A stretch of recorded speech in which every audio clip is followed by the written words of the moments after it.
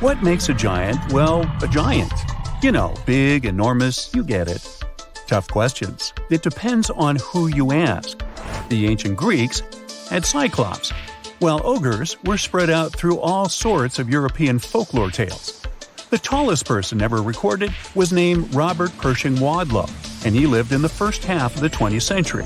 He stood at an incredible 8 feet 11 inches tall, but had many medical issues throughout his life. Sadly, he only lived to celebrate his 22nd birthday. That's because Robert wasn't just tall. He had a condition affecting his human growth hormone, which didn't particularly make his life comfortable. Robert even had to wear leg braces in his adult years. During that same time, incredible discoveries were reported in North America.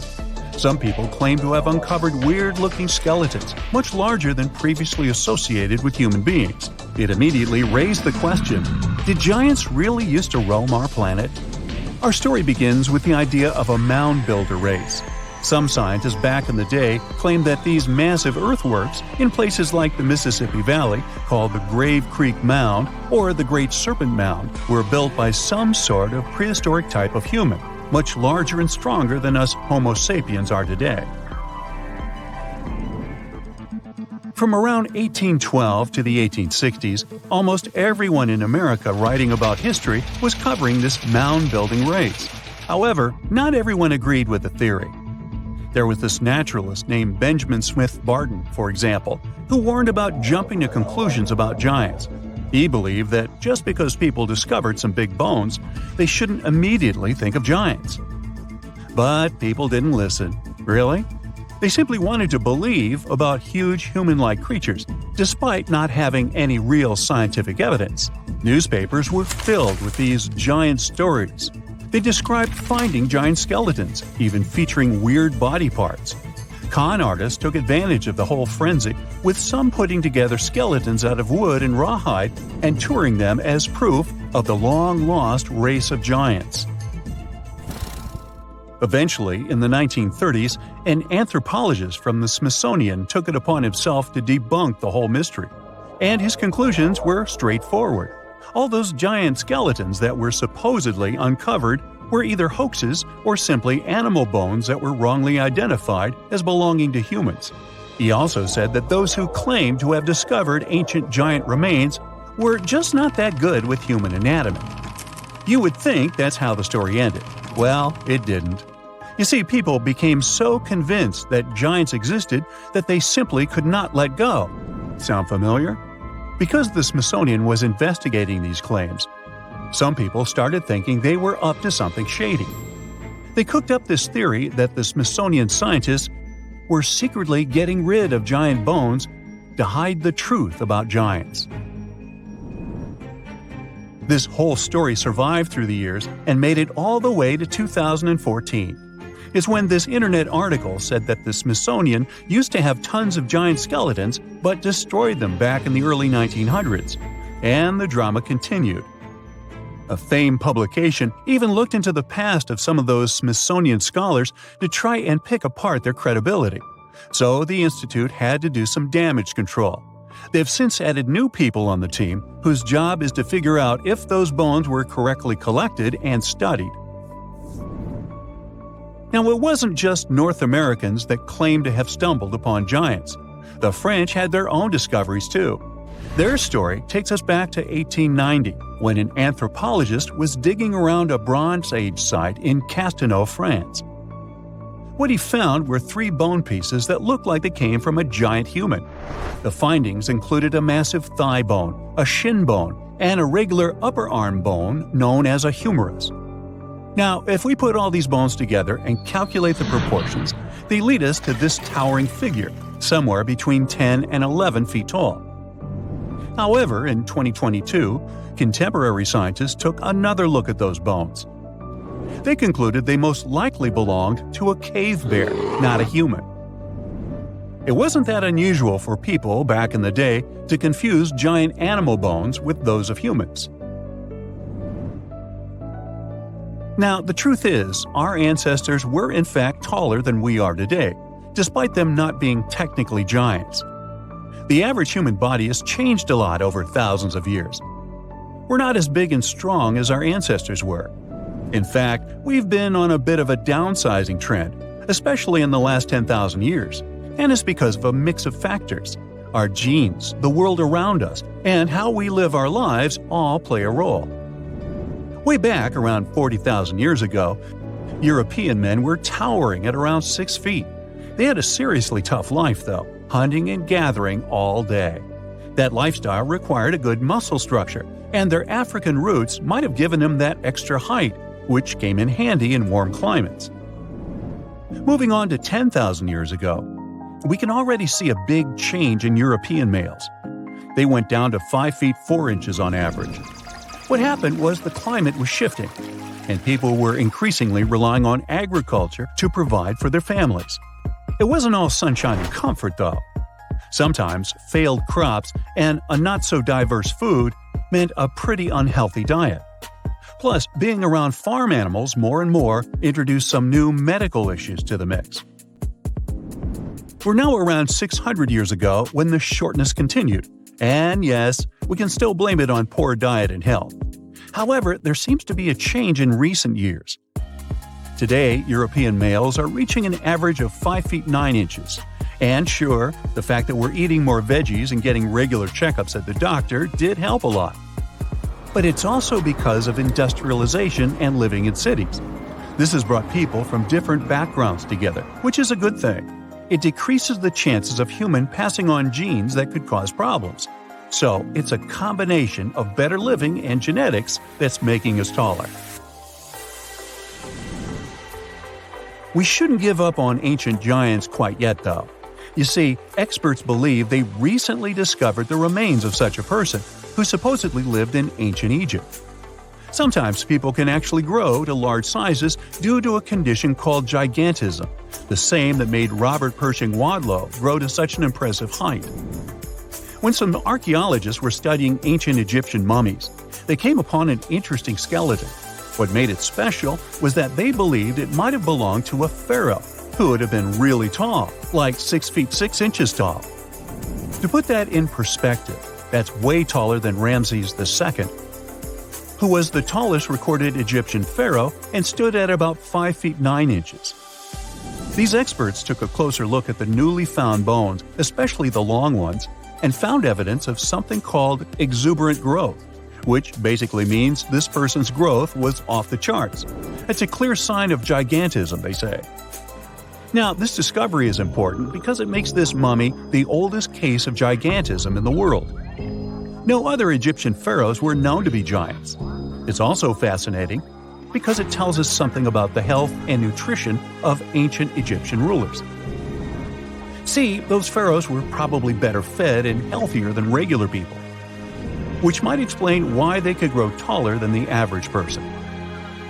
Now, you might be wondering if being a giant had any drawbacks back then. Well, it's hard to say. I wasn't around then. Still, during those early dynasties in Egypt, they seemed to prefer shorter people, especially in royal service. There are a lot of ancient Egyptian stories featuring short-statured leaders and even higher spirits that locals looked up to.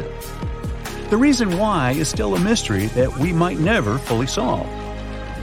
But since this mummy was found in an elite tomb, it's possible that being a giant didn't have a social stigma attached to it at the time.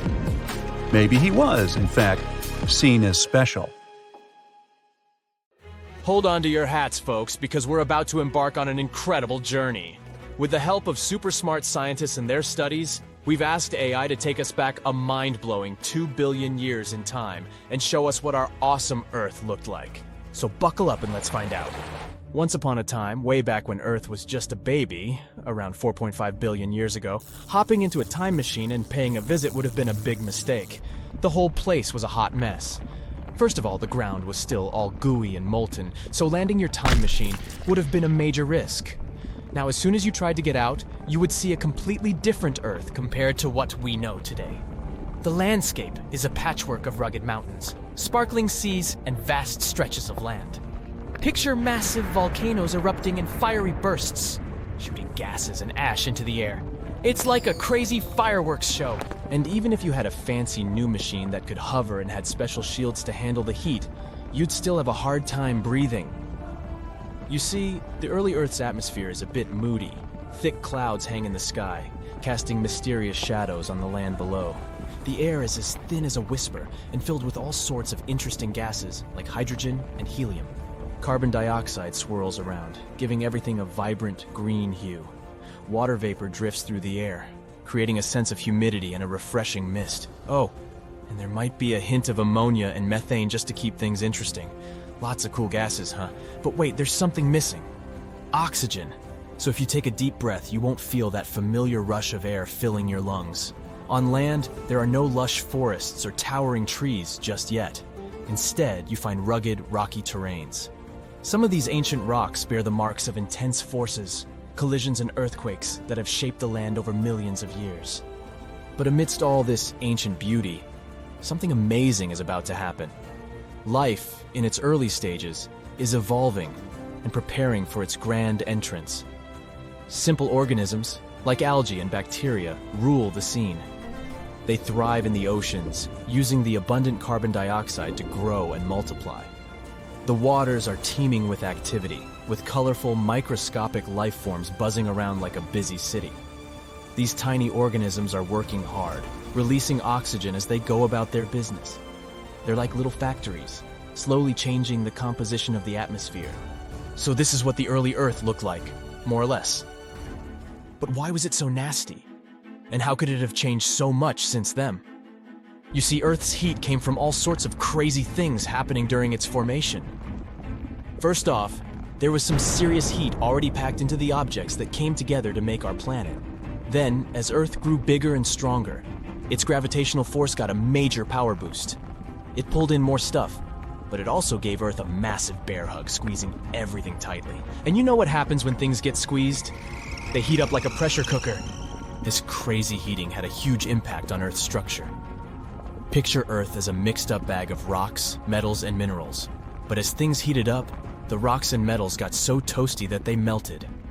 And guess what? The denser metals sank to the center and became Earth's core, while the lighter rocky stuff floated up to become the crust and mantle. It was like Earth decided to unmix itself, creating separate layers. Scientists call this wild separation differentiation. But the heating didn't stop there. With all this mixing and moving around, Earth got even hotter.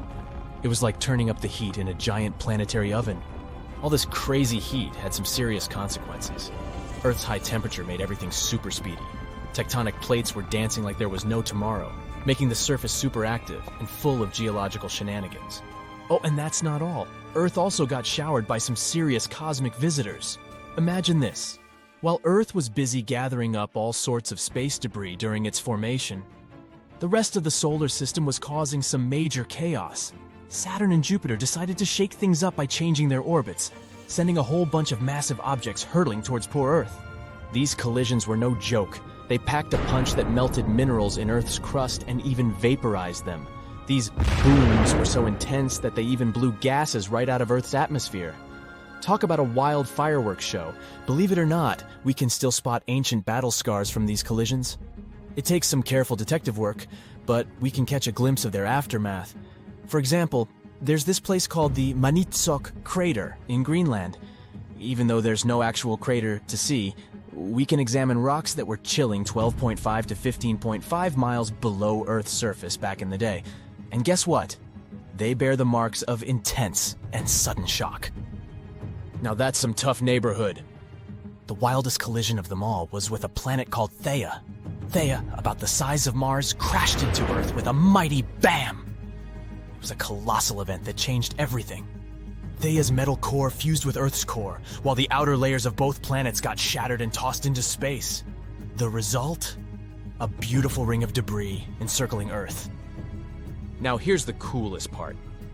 That debris didn't just float around forever. It started to come together, like puzzle pieces finding their match. And voila, we got our very own moon. Can you believe it? And this incredible moon-making process might have taken as little as 10 years or even less. Crazy, isn't it? Scientists call this whole moon-forming extravaganza the giant impact hypothesis. So next time you gaze at the moon in the night sky, remember that it's actually a huge chunk of our own planet. And by the way, Earth also had quite the adventure trying to create its atmosphere. In the beginning, our planet's first attempt at an atmosphere didn't go so well. It had a thin layer of hydrogen and helium that came along with all the stuff it gathered. But those gases were like sneaky escape artists and decided to float away into space. Bye-bye, gases. Luckily, Earth didn't give up. It went for a second round, and this time it was much more successful. Volcanic eruptions came to the rescue. They spewed out all kinds of gases like water vapor, carbon dioxide, and a whole bunch of other funky ones. Even meteorites and comets joined the party, bringing lots of water and nitrogen to the mix. Earth's atmosphere was becoming quite the party. But here's the funny thing. There was no oxygen to be found during this second experiment. Nope, not a single breath of it. The oxygen that was produced by the sun's rays splitting water molecules got gobbled up by chemical reactions faster than you can say, oxy-bummer. It wasn't until Earth's third experiment came along, life, that things started to change. Photosynthetic organisms took center stage and used all that carbon dioxide in the air to make their food. And guess what? They released oxygen as a sidekick. Eventually, the organisms started belting out so much oxygen that it overwhelmed the reactions, and it began to fill up the atmosphere. It took a while, though, and it wasn't until about 350 million years ago that we got the oxygen levels we have today. About 21% of the air we breathe. So, from fiery volcanoes to mysterious oceans, this glimpse into the past reveals an Earth vastly different from the one we know today. It's fascinating to explore the ancient landscapes and imagine the early stages of life taking shape. Thanks to AI, we can catch a glimpse of Earth's remarkable history and appreciate the wonders of our ever-changing planet. So, stay tuned for more interesting journeys. The profession of a travel blogger is far more ancient than you can imagine. Yeah, the first ones appeared around 2,500 years ago. Meet Herodotus, historian, travel blogger, genius, billionaire, philanthropist. Just kidding. Herodotus had been all over the place, and by the time he hit 60, he had seen more spots than anyone else on Earth. As Instagram wasn't around yet, he had to whip out his papyrus and wrote what we now know as the first ever travel guide, the Histories. In his book, he spilled the tea on people, places, animals, and plants. He was particularly fond of Egypt. By the way, most of the stuff Herodotus described is still there, so his guide is not that outdated, even today. If you're ever in Egypt, you can actually check out the same monuments and sites Herodotus saw. One spot that Herodotus cruised to was Lake Moeris down the Nile. This place was legit, a freshwater lake that got its water straight from the Nile. There was this city called Crocodipolis chilling on its shores. Yep, there were a lot of crocodiles there. That city is also still around today, just under a different name, Fayum. Right in the middle of Lake Moeris, there were two giant pyramids that took Herodotus' breath away. Here comes the mystery. At the moment, these two pyramids are gone. Seems like, according to the travel guide, we're missing two Egyptian pyramids. Herodotus claimed Lake Moeris was man-made, like someone dug it up with their bare hands. He thought so because there were two pyramids smack dab in the middle of the lake. But let's face it, it would have been physically impossible to build something like that in a natural lake. I mean, the ancient Egyptians were pretty advanced, but they definitely didn't have scuba divers and all the essential equipment back then. The pyramids were 50 fathoms above the surface and another 50 fathoms below. Just to give you an idea, 1 fathom equals 6 feet, so those pyramids were around 600 feet tall. That's taller than the famous Pyramid of Giza. And while the Pyramid of Giza has a modest little capstone, these twin pyramids had statues of pharaohs chilling on top. That's why you've never heard of them, and there are only a couple of drawings depicting them. So what happened? Well, time is ruthless. Take the Great Labyrinth Herodotus mentioned, for example. Nowadays, it's just a pile of rubble and cobwebs. Even the once magnificent Lake Moeris has changed. The water there has turned salty, and now it's just a fraction of its original size. Sure, change is inevitable, but you would think pyramids would stand strong against the test of time, right? Their unique designs make them super durable. So where are these pyramids now? Well, chances are they never actually existed. We all know that some travel bloggers tend to exaggerate, right? Herodotus was no exception. While some people call him the father of history, others call him the father of lies. Ouch! Yeah, his books have false or unverified information sometimes. For example, he totally blew up the size of the Pyramid of Giza in his guidebook. He doubled its size. But hey, cut the guy some slack. In the pre-Google era when our travel blogger lived, fact-checking was pretty complicated, especially for Herodotus, who couldn't even read those funky Egyptian hieroglyphics. He had to rely on the locals for info. Those inconsistencies in Herodotus' book might be just one epic prank pulled by mischievous locals on a clueless tourist. Classic. However, there are actually some legit monuments at the site. The pedestals of Biamu are the leftover bases of two ginormous statues built by the ancient Egyptian pharaoh Amenemhat III. These ruins used to grace the shores of Lake Moeris, but now they chill in the Fayum Oasis, about 4 miles north of Fayum City. The first time these statues were mentioned was by, you guessed it right, the Greek historian Herodotus, who was around in the 5th century BCE. Remember the description? Herodotus said there were two pyramids that soared 50 fathoms above the water surface, and each pyramid had a massive statue sitting on the throne at the top. We have the statues, but not the pyramids. Weird, right? There's an explanation, though. Some scientists believe that Herodotus probably wrote about these statues during a time when the area was flooded. But hey, it's not just Herodotus who spun this tale. Diodorus the Sicilian and Pliny the Elder also jumped on the bandwagon, repeating similar claims about these colossal statues. However, let's not forget that Herodotus might have been a bit lazy. He never actually got up close and personal with the statues. He just saw them from across the lake. So picture this: hazy silhouettes in the distance and Herodotus' imagination running wild with their grandeur. The description matches, except for the height.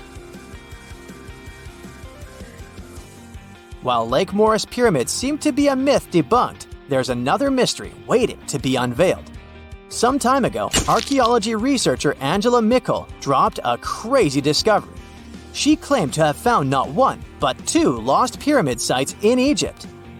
The craziest part is that she didn't even have to leave her couch to find them. She basically found those pyramids online. After spending 10 years studying Google Earth, Angela managed to pinpoint these two areas along the Nile Basin. They're about 90 miles apart, and both have some funky-shaped mounds. The first one is chilling by the Nile in Upper Egypt, just 12 miles away from Abu Sidoum. The second one, 90 miles north, has a 140 feet wide four-sided shape. The second site even has a massive triangular plateau that's a staggering 620 feet wide. Angela wrote on Google Earth Anomalies back in 2012, saying that the mound looked super flat on top and had a crazy symmetrical triangular shape that had been worn away over time. And the second site? It got this square center that's totally out of the ordinary for a mound this size. It almost looks like a pyramid when you see it from above. But not everyone is convinced. Some Egyptologists say these mounds are just geological features called buttes. Apparently, they're pretty common in the local Fayum Desert. These buttes form when sediment piles up and there's a stubborn layer that doesn't want to erode. So when the surrounding sediment washes away, that tough layer stays put and makes the hill all flat. Still, this one's just a theory as of now. By the way, Egyptian archaeologists just made one more incredible discovery. This time, it's not a theory, but an actual site. In January 2023, they found a complete residential city from the Roman era right in the heart of Luxor, a southern city in Egypt. This ancient city, dating back 1,800 years to the 2nd and 3rd centuries, is actually the oldest and most important city ever found on the eastern bank of Luxor. The archaeologists uncovered a bunch of awesome stuff during their excavations. They found several residential buildings, 2 pigeon towers that were used to house pigeons or doves, and even some metal workshops. Inside those workshops, they stumbled upon a treasure trove of pots, tools, and Roman coins made of bronze and copper. It's like a real-life time capsule. This kind of find is pretty rare in Egypt. Usually, they come across temples and tombs during excavations, especially on Luxor's West Bank, where the famous Valley of the Queens and Valley of the Kings are located. But this time, it's all about this amazing residential city. And get this, back in April 2021, they announced the discovery of a lost golden city on Luxor's West Bank that's 3,000 years old. The archaeological team called it the largest ancient city ever found in Egypt. It's like they're uncovering hidden treasures left and right. In a frosty Canadian park, hidden deep beneath layers of thick ice, scientists discovered a bizarre skeleton they named the Frozen Dragon. The skeleton had been in the frozen ice for millions of years. It took experts decades to work out the species of this strange fossil. It was identified as a new genus of pterosaur. Pterosaurs were massive flying reptiles with wingspans of over 16 feet. Their heads were 3.5 times the size of their bodies. Pterosaurs lived 76 million years ago when they soared above the dinosaurs. Scientists described them as the biggest, meanest, and most bizarre animals that ever flew. The new genus has been named Cryodragon boreas, which translates to Frozen Dragon of the North Winds. In 2013, a young mountaineer was climbing one of the tallest mountains in Western Europe, Mont Blanc. He noticed a strange metal box poking out of the snow. The mountaineer pried the box open and found that it was filled with precious rubies, emeralds, and sapphires. The climber immediately handed the box to the authorities.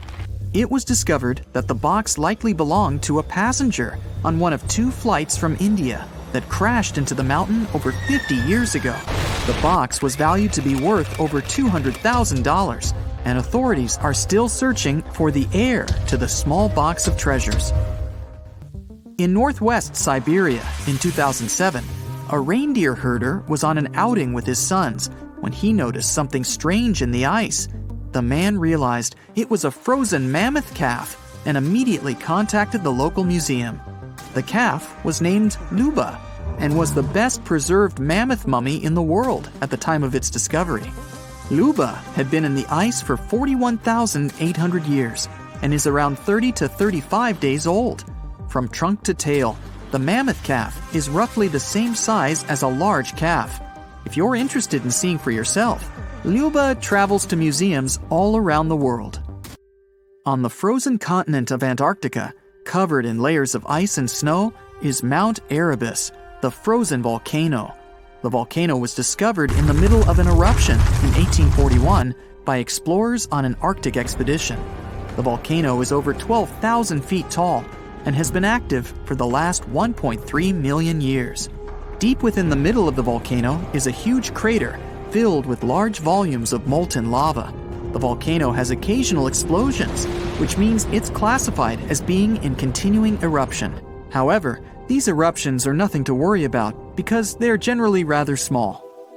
Back in 1991, 2 hikers were traveling across the Italian Alps when they stumbled across a body that they presumed to belong to a recently lost hiker. The duo trudged back down the mountain to report their unfortunate findings.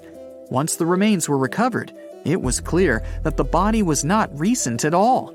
Scientists determined that the Iceman was more than 5,000 years old and named him Otzi.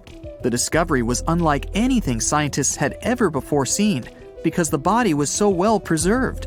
For years, Otzi was studied by scientists who discovered that our ancestors have a lot more in common with us than we ever knew before. Otzi was covered in ink body art.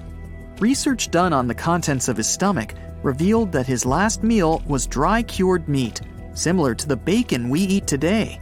Otzi has at least 19 relatives living today, somewhere in Central Europe. Scientists were researching ancient squirrel burrows in Siberia when they came across something interesting. One of the squirrels had hidden away precious seeds deep beneath the ground. The seeds had been encased in ice for 32,000 years. The seeds were for the flower Silene stenophilia, which had long since gone extinct. Amazingly, scientists were able to recover plant tissue from inside the seeds and grow an entire crop of flowers. They've since reintroduced the previously extinct flower to natural habitats all across the world. In 1930, a team of Norwegian scientists sailed around the Arctic Ocean, conducting research on the seas and glaciers. They reached White Island, a dangerous and icy land no human had set foot on before, or so they thought. The scientists were shocked to discover the tip of a small boat sticking out of the snow. Frozen inside the boat, they found scientific equipment and various personal items, including a jacket monogrammed S.A. Undre. They had discovered the wreck of the famous Undre Arctic balloon expedition.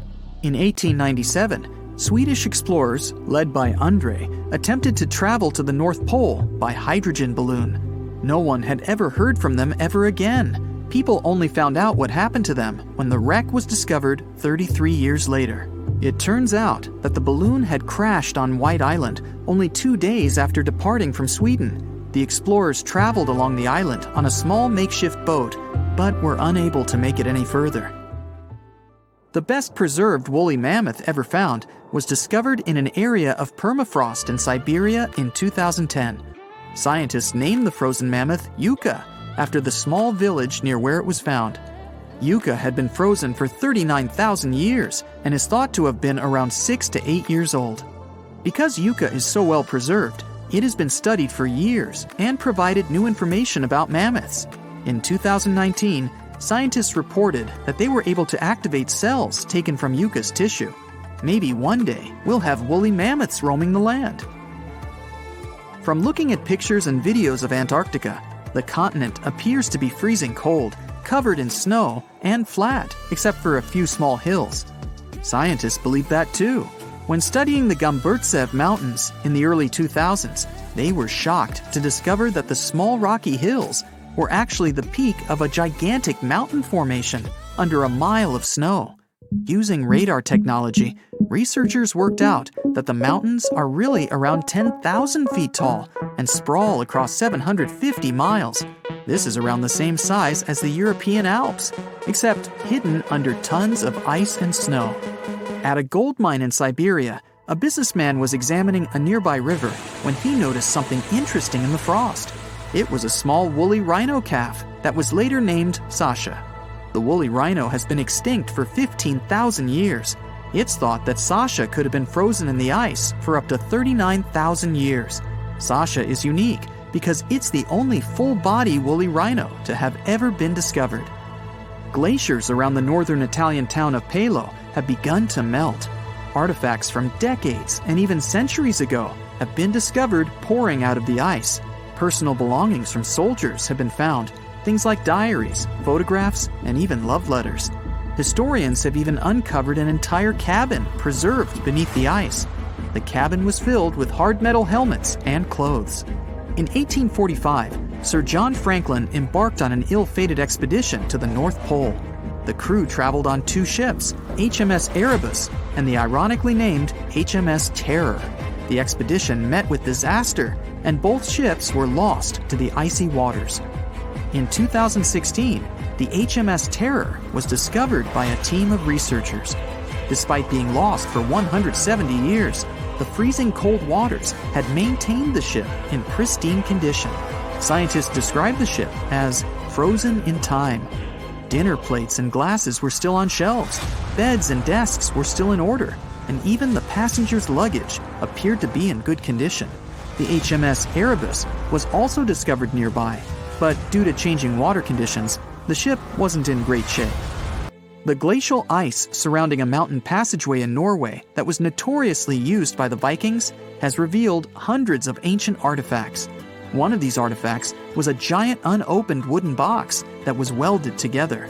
Researchers were beside themselves with anticipation, waiting to open this box. They believed it would be filled with Viking treasures or artifacts that would give us an insight into ancient society. When they opened the box, all that was inside was a plain old beeswax candle. It turns out that this box wasn't actually as old as they thought it was. By analyzing the candle, they discovered that the box dates back to the 17th century. The age of the Vikings had ended by the 11th century. It's likely that the candle box belonged to a farmer who was shipping it from his summer farm to his winter farm. to light up the long nights. One iced frappuccino for me, please, and with a double shot. Now, I suspect this is something you'd never hear if you traveled 100,000 years ago to check out on your super great-great-great-grandparents. First off, you wouldn't hear anything resembling human speech for a simple reason. The early humans developed a capacity for language about 50,000 years ago. So, to talk to your ancestors, you'd need to use some of the oldest forms of human communication, including talking or making sounds, drawing or painting, dancing, acting, and using symbols. For example, if you made some weird noises like grunts or guttural sounds, it would mean you're trying to communicate with your peeps or warn them about something. Another reason why no one would grab iced frappuccino back then is that 100,000 years ago, Earth was going through a serious ice age. Who wants an icy, refreshing drink in the middle of winter? It wasn't quite a full-blown glacial period, but it was definitely way colder than it is now. The sea levels were low and there were glaciers everywhere, which made it super tough for our early human ancestors to get around. Some even kicked the bucket while trying to migrate to other areas, especially up in Northern America and Europe. Back in the day, when humans were still figuring out this whole survival thing, they chowed down on some pretty, fancy stuff. We're talking tartar steak, sashimi, you name it. Okay, I'm exaggerating a bit. It wasn't an iconic fresh dish, but raw meat. Not a Japanese cuisine staple, but a plain fish. There weren't Michelin restaurants serving fancy dishes and Gordon Ramsay recipes, but prehistoric foodies happily munched on nuts, seeds, and berries. And you know what? Their lifestyle is gaining popularity today. And there's even a so-called paleo diet. Paleo stands for the Paleolithic period. The idea is all about eating like our early human ancestors did. Some scientists believe that our genes haven't quite caught up to the modern diet that came from farming. Thanks to farming, we've got grains, legumes, and dairy galore.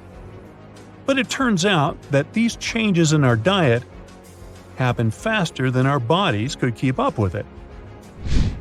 100,000 years ago, humans roaming around were basically just like us in terms of looks and DNA, but their houses were far from being modern. Actually, those were just caves. They couldn't even buy a mere bed in IKEA. Scientists in South Africa just discovered what they're calling the world's oldest bed. And no, it's not a fancy mattress with adjustable firmness settings. It's actually made of grass. Archaeologists stumbled upon mats of grass and sedge that were stacked half an inch thick on the floor of a rock shelter. And get this, the bedding is 77,000 years old.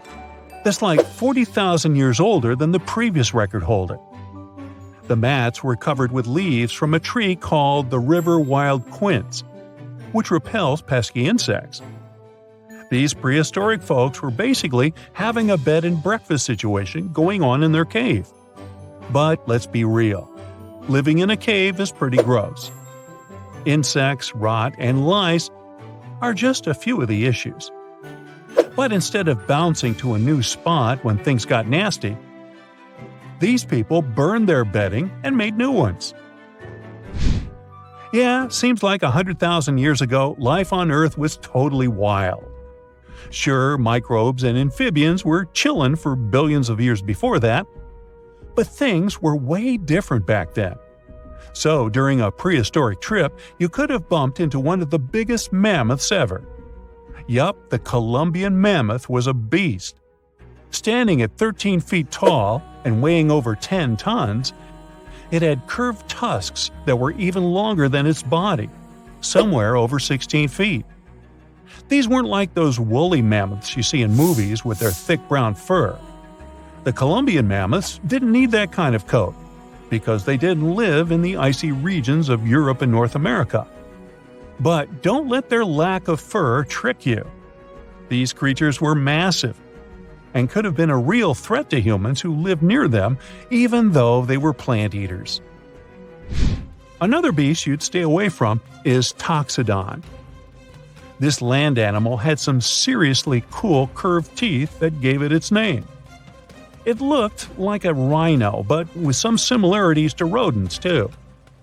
The last one was spotted only 5,000 years ago, and that's pretty recent in the grand scheme of things. Charles Darwin even used the Toxodon as an example to explain evolution and anatomical differences. Some people think it might have been semi-aquatic, but its grass-eating habits suggest otherwise. Not only was the Earth full of cool animals, but it also had a diverse human population. There were all sorts of new species popping up left and right, and they were on the move, looking for a better place to call home than Africa's dry and dusty areas.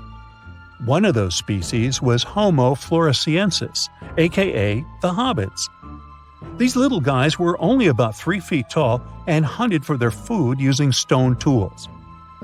They were totally unknown until recently, when scientists found their remains in caves all over the world.